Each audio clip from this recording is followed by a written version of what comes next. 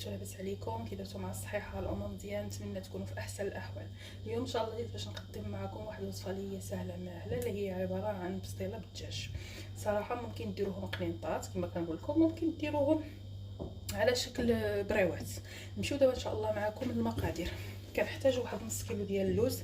كتشدوا اللوز بطبيعه الحال، كتشدوه كتغسلوه مزيان، كديروه في واحد كاسرونه او طنجره عندكم صغيره، كديروا فيها الماء، كتخليوه يتسلق واحد 5 دقائق، ومن بعد كتشدوه كتقشروه كتمسحوه، من بعد كتشدوه وكتحمروه على هذا الشكل هذا. ما تحمروش بزاف بحال باش ما يجيش المذاق ديال الحرق في الوصفه اللي غادي تصوبوا. كتحتاجوا واحد شويه ديال الزعفران، واحد شويه ديال الابزار، واحد شويه ديال السكينجبير.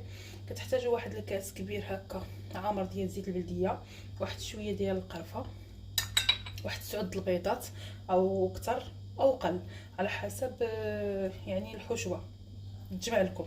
كتحتاجوا واحد الربيطه ديال فيها مخلطه قزبر ومعدنوس. كتحتاجوا واحد نص كيلو ديال تاع البصله هكا، ممكن تقطعوها بيديكم او ممكن ديروها في الهاشوار. كتحتاجوا واحد الدجاجه، المهم دجاجه يعني فيها 2 كيلو او دجاجه كبيره. وكتحتاجوا بطبيعه الحال سكر كلاصي، ما حطيتوش معاكم، او ممكن ديروا سكر كلاصي او ممكن ديروا سنيده، يعني نتوما شنو بغيتوا. دابا نمشيو ان شاء الله معكم الطريقه ديال التحضير. طنجره كديروا فيها البصله،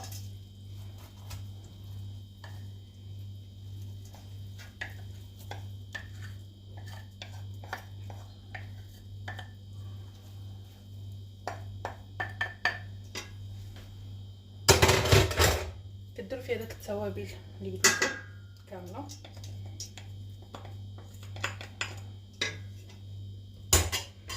كديروا داك الزيت،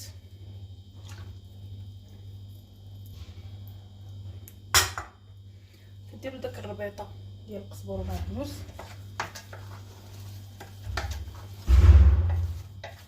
بالنسبه للماء كديروا واحد نص كاس الماء، لان البصله كتطلق الماء. انت ما حتى هي كتشحر وتنشف من الماء وانتم كتزيدوا لها الماء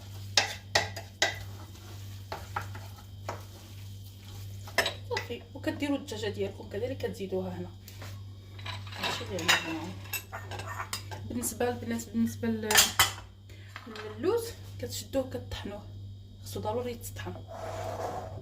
نمشي نصوب انا هادشي ونولي نرجع معكم. البنات حيدنا الدجاج ديالنا على هاد الشكل هكا، فشتناه فرزتناه وحيدنا له الجلده وحيدنا له داك العظيمات. بالنسبه للوز ديالنا شدناه هكا وطحناه، كتخليو شويه مهربش باش تجيكم ديك البنه ديال ملي كتكونوا تاكلوا دوك البسطيله، كتحسوا بالمذاق ديال اللوز. دابا كنشدو هكا شي 3 او هكا ديال السكر كلاصي. شدوا هنا كديروا واحد شويه د القرفه. بالنسبه للمرقه ديالنا حنا خليناها كتقلى، ضروري كتنشف مزيان، ما كيبقاش فيها نهائيا الماء. بالنسبه للدجاج ديالنا كتشدوه وكتبقاو تحركوا على هذا الشيء هذا. من بعد ما كتستقلى المرقه ديالكم كتشدوه كتصوبوا فيها كتجمعوها بهذا البيض هذا. يعني كتحتاجوا اما تحتاجوا قلب البيض 9 او قل من 9 او اكثر من 9 كذلك، حتى كتجمع لكم ديك الحشوه ديالكم. يعني صدقوني الصراحه كتجي هاد البسطيله نتاع الدجاج كتجي صراحه مزيونه. ممكن ديروها على شكل قنينطات كما قلت لكم، ممكن ديروها على شكل يعني مثلثات بريوا، ممكن ديروها كذلك عاوتاني بسطيله على شكل داير. دابا نشاركها ان شاء الله معكم.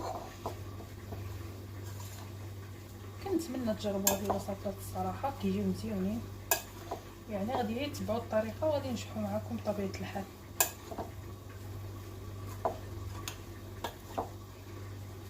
حتى المرقه ديالكم كديروا لها شويه ديال السكر كلاصي وشويه ديال القرفه. بالنسبه للحلاوه نتوما شحال بغيتوا د الحلاوه كتذوقوا الدجاج ديالكم. الا لقيتوه مسوس كتزيدوا له، الا لقيتو هو هذاك من الحلو او هكا يعني كتحبسوا. بالنسبه للسكر كما قلت لكم نتوما على حسب الذوق ديالكم. حتى القرفه كما كتشوفوا غادي نزيد شويه، زيدي شي شويه لان انا غندير في المرقه قرفه.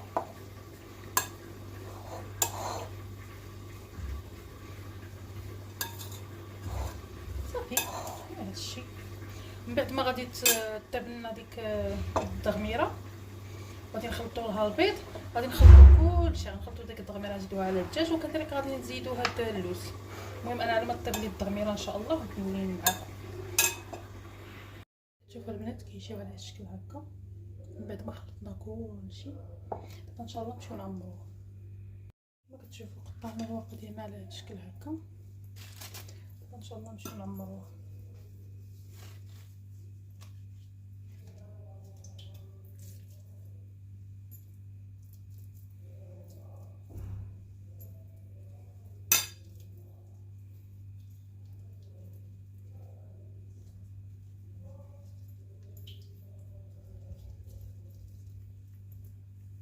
شكل هكا يعني كنت شاركت معكم نفس الطريقه.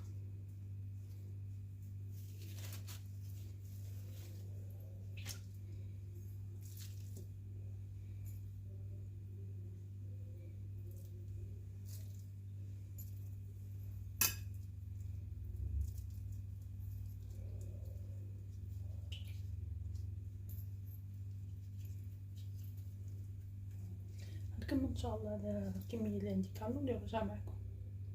كيجيو على هذا الشكل هكا. دابا كديروهم في المجمد حتى كيجبدوا مزيان، من بعد عاد كديروهم في الطاسات. كيجيو على هذا الشكل هكا. كنتمنى الوصفه ديالي من الاعجاب ديالكم. ما تنساوش الاشتراك في القناه وديروا جيم وتبارطاجيو هذا الفيديو هذا مع الاصدقاء ديالكم باش يوصلكم كل جديد. كنقول لكم يلا السلام عليكم.